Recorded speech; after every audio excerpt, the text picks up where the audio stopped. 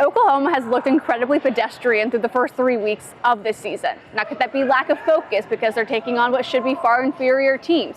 Maybe, but that's not a problem for a Josh Heupel-led team, and that's why they're number 6 in the latest AP polls. In Oklahoma, yeah, they're still number 15 in those same polls. It also might be why the Sooners, who started as the favorites, are now the home underdogs against the Vols, which hasn't happened in decades.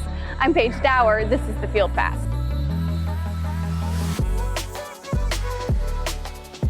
It's one that I'm really looking forward to. There's so many people that have been a huge part of my journey that I get a chance to go back and hopefully get a chance to say hi to a bunch of them. It starts with teammates. It's coaches that I had. It's a lot of coaches that I coached with. There's a lot of personnel that's still there. Guys that I coached. Guy that was in my wedding. There's a lot of people back there that I'm familiar with and have a lot of respect for. I'm sure that's a reaction a lot of us were not expecting to hear from Coach Josh Heupel when the questions about his return to Norman started firing. But it got me thinking about past conversations I've had, with Jimmy Himes here on the podcast. If you remember those conversations about this return to Norman, thank you for following along. If not, let this be a sign to subscribe to our channel here on YouTube. But Jimmy would have conversations with Heupel, when's the last time you were in Norman? And he says, about 10 years. Well, what happened a decade ago? It was when he was relieved of his duties of co-offensive coordinator at Oklahoma, kind of indicating that there's really not a ton of love lost. He's moved on from that chapter of his life, hasn't really had a need to go back despite all that he accomplished while he was a player at Oklahoma. But the fact that he was able to meet these questions with humor, he was able to crack jokes, he was able to be lighthearted. Again, not something a lot of us were expecting. Certainly doesn't give OU any bulletin material leading up to the game. But even when other questions started coming up, like, how are you enjoying these questions about Oklahoma? He even had a chance to joke there, and he says, well, I thought he did pretty good on the first one. I thought I handled the first one really well. So I'm good with any question about Oklahoma. And when I try and go into the archives of my mind, and I'm remembering past Monday press conferences with Coach Josh Heupel, I can't really remember any where he's this smiley, where he has this much candor and humor with the reporters who are asking him questions about the upcoming game. And while he's being flowery in his reminiscence of his time at Oklahoma, it brings me to my post-game report Jimmy Himes had after Kent State and talking about focus.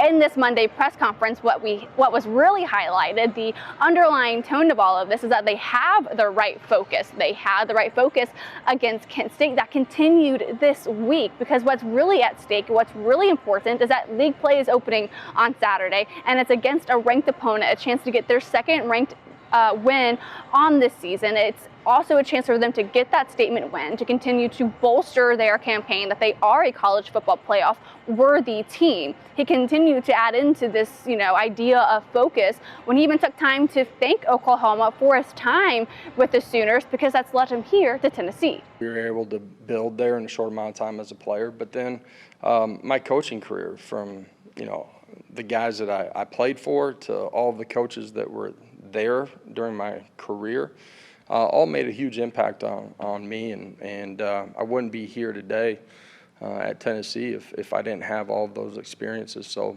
tremendously grateful for all those people, and Brent is somebody that I learned and grew from as a young coach so much, and a ton of respect for him. And now, because of all of these kind words Coach Josh Heupel has said about Oklahoma, he's not expecting it to be a pretty friendly atmosphere. Should be a great crowd. It's a passionate fan base. I'm expecting them to be extremely quiet for us, out of respect to me and our program too. So. At Wallace Real Estate, trust is more than just a word. It's been our foundation since 1936. Whether you seek backyard adventures or a quiet spot for your morning coffee, we understand what makes a house a home. Our agents are here to simplify your home journey and to lead you through the process, whether buying or selling. With Wallace Real Estate, you're getting more than guidance. You're gaining a local partner dedicated to bringing your dreams to life. Start your real estate journey at wallacetn.com. So now that we got that out of the way, something else that caught my eye this morning was a tweet by ESPN Stats and Info after the new line came out today that Tennessee is about a touchdown and a half favorite against Oklahoma. ESPN Stats and Info said that the last time Oklahoma was more than a touchdown home underdog came in 1998 against Texas Tech. The last time a ranked Oklahoma team was more than a 4-point underdog was in 1978, the season before former head coach Bob Stoops took over. A really long time ago. About 46 years ago, were they ever this much of a home underdog? And really, since the lineup was revealed, or the lines were revealed when the matchup was first announced, it's kind of been swinging in Tennessee's favor. First, Tennessee was a 2.5-point underdog. Thursday, they were a 5.5-point favorite. And now they're about a touchdown and a half favorite against Oklahoma. All of this to show that the way Tennessee has been forming, this focus that they've been having, is paying off in a big way, and they will, because of that, have the advantage over Oklahoma coming into Saturday. Over in Charlotte, and crowd being divided in half, I think is a part of preparing him, but our entire football for this too. You know, the way we've prepared spring ball training camp, our guys will be ready for this. It doesn't make the challenge any less difficult because of those things. You got to do ordinary things at a really high level, and you got to do them consistently in this, and that's communication. That's where it starts, in particular on the offensive side of the ball with crowd noise. But it's everybody, you know, all three phases of the game: alignment, assignment, and technique after that.